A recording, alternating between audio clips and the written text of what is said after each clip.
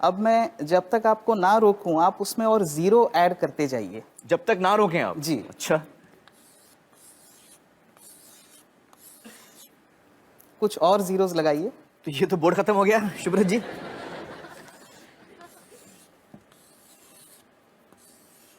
और लगाइए। और लगाओ जी, थोड़ा और, एक और हैं? एक और। आप सच कह रहे हैं? जी, बस एक और। एक और? जी, एक और लगा दीजिए बस। तो ये कितना बड़ा आंकड़ा है मुझे बताइए आप। ये है 5,000 लाख करोड़ रुपए। 5,000 लाख? 5,000 लाख करोड़ रुपए। रुपए? 5,000 लाख करोड़ रुपए। मुझे अभी तक समझ में नहीं आ रही है कितना बड़ा फिगर है। अच्छा, हमें बताइए कि हमारे देश की जो आबादी है वो करीबन 120 करोड़ की है। तो अगर हम इस आंकड़े को 120 करोड़ लोगों में बांटें तो उसका मूल्य कितना होता है? 40 लाख रुपए। 40 लाख। जी। तो इस वक्त हम आराम से कह सकते हैं कि हम सब 40 लाख के मालिक हैं अपनी अपनी जगह पर, जब हमने सिर्फ 1.5 चीजों का अंदाजा लगाया है। चलिए, बहुत बहुत शुक्रिया शुभ्रत जी हमसे बातचीत करने का। Thank you so much. दोस्तों, शुभ्रत जी की पूरी रिपोर्ट आपको हमारी वेबसाइट पर पढ़ने के लिए मिलेगी।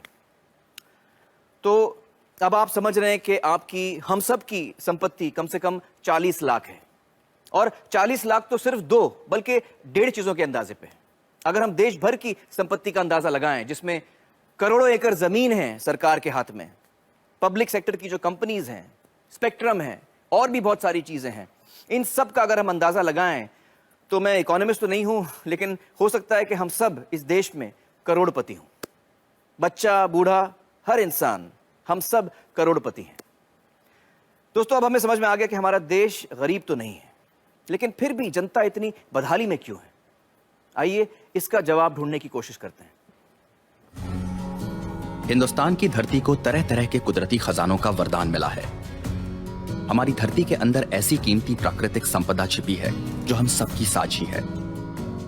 लेकिन जहां हमें एक ओर ये वरदान मिला है, वहीं दूसरी ओर जनता के इस खजाने को कुछ गिने चुने लोग और उनकी निजी कंपनियां लूट रही हैं। इसकी एक शर्मनाक मिसाल कर्नाटक के बेल्लारी में सामने आई। प्राकृतिक संपदा से समृद्ध दक्षिण भारत के इस खूबसूरत इलाके का आज ये हश्र कर दिया गया है। बेल्लारी के पहाड़ों से बेहतरीन क्वालिटी का कच्चा लोहा निकलता था। कुछ प्राइवेट कंपनियों ने अवैध तरीके से खनन का पूरा कारोबार अपने हाथों में ले लिया। मुनाफा बढ़ाने के लिए कई गैर कानूनी हथकंडे अपनाए गए। इस घोटाले की जांच कर्नाटक के तत्कालीन लोकायुक्त जस्टिस संतोष हेगड़े ने की। उनकी जांच में यह बात निकलकर सामने आई कि किस तरह से देश की संपत्ति को लूटा गया। कहीं प्रतिबंधित इलाकों में खनन हुआ, कहीं बिना अनुमति के जंगलों को उजाड़ दिया गया, और कहीं तय सीमा से कहीं ज्यादा खनन किया गया। उनकी रिपोर्ट के अनुसार इस घोटाले से जो नुकसान देश को हुआ, उसकी कीमत है 16,000 करोड़ रुपए। सार्वजनिक संपत्ति को निजी स्वार्थ के लिए हड़पने के इस तरह के कई मामलों को काफी नजदीक से देखा है जस्टिस संतोष हेगड़े ने। Thank you so much for joining us justice Hegde. Sir, आपने हमारे देश के एक बहुत बड़े घोटाले की जांच की है, जो बेल्लारी माइनिंग स्कैम के नाम से जाना जाता है। आपकी तहकीकात में क्या सामने आया? जिस तरीके से वहाँ हमारे देश के प्राकृतिक संसाधनों की लूट हुई, जो असल में नागरिकों की संपत्ति है, वो विश्वास के परे है। उनके दिमाग में सिर्फ एक ही चीज थी, पैसा बनाना किसी भी कीमत पर। सरकार को जो पैसा उस वक्त हर एक मैट्रिक टन के खनन के लिए दिया जा रहा था, वो था सिर्फ 27 रुपए प्रति टन। और उसी 1 टन के लिए एक्सपोर्टर्स माल कहाँ भेज रहे हैं, कितनी दूर भेज रहे हैं, उसके हिसाब से 6 से 7 हजार रुपए कमा रहे थे। ओ बाप रे।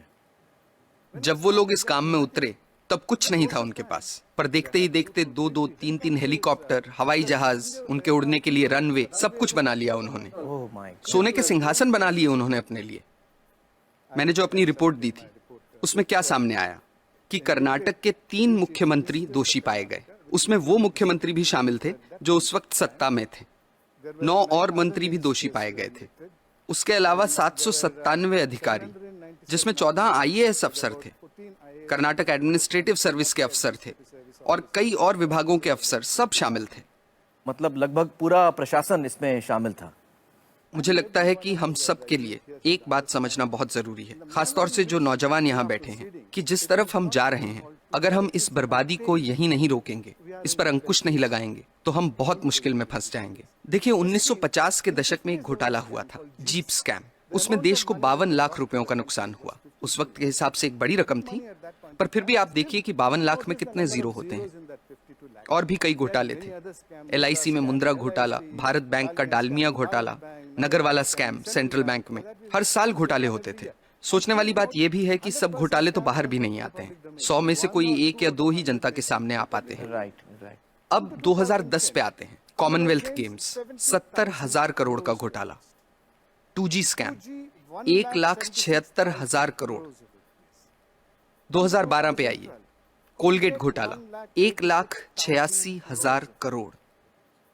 अगर 1,86,000 करोड़ रुपए का एक घोटाला होता है तो देश की अर्थव्यवस्था पर क्या असर होगा, आप अंदाजा लगा सकते हैं। 1987 में देश के प्रधानमंत्री ने क्या कहा था वो याद कीजिए। स्वर्गीय राजीव गांधी ने कहा था कि सरकार 1 रुपया गरीबों के लिए खर्चती है तो उसमें से सिर्फ 15 पैसे ही उन तक पहुंचते हैं। कुछ वक्त पहले कर्नाटक में हमने पढ़ा कि गरीबों को 1 रुपए किलो चावल देने की घोषणा हुई है, जिसके लिए सरकार एक मोटी रकम खर्च कर रही है।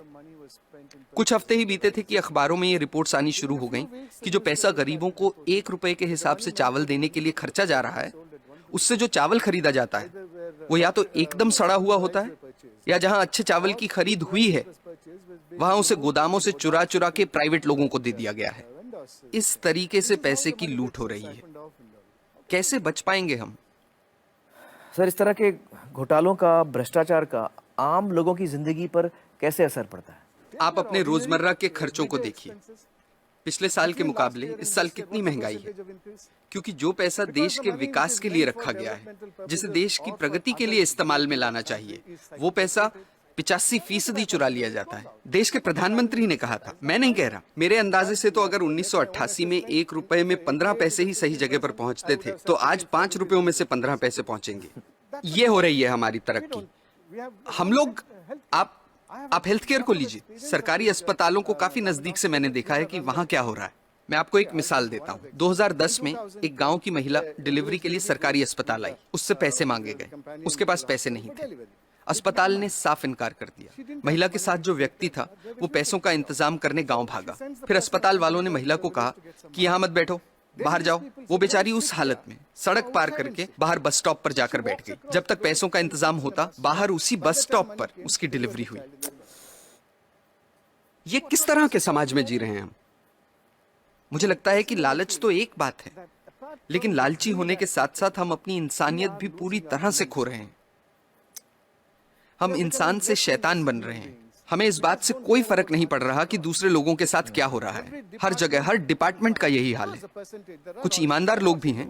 मैं ये नहीं कह रहा कि सभी 125 करोड़ लोग बेईमान हैं, लेकिन ज्यादातर लोग मजबूरी में ईमानदार हैं, क्योंकि उनके पास बेईमानी करने का मौका ही नहीं है। आज के हालात ऐसे हैं कि एक आदमी जो बड़े ओहदे पे है, वो अगर दूसरे पर उंगली उठाकर कहता है कि आप भ्रष्ट हैं, करप्ट हैं, तो सामने वाला इनकार नहीं करता। वो पलटकर कहता है कि आप नहीं हो क्या भ्रष्ट?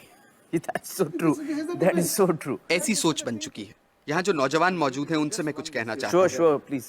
मेरी पीढ़ी के लोग अब हालात नहीं बदल पाएंगे। अब सिर्फ आप ही हालात बदल सकते हैं। और आपके लिए अच्छी बात यह है कि लालच सब सरहदें पार कर चुका है, सिर के ऊपर निकल गया है। अब और ऊपर जाने की जगह ही नहीं बची। आपके पास मौका है उसे नीचे लाने का। ये काम आपको जरूर करना है, मेरी खातिर नहीं, अपनी खातिर, अपने बच्चों की खातिर।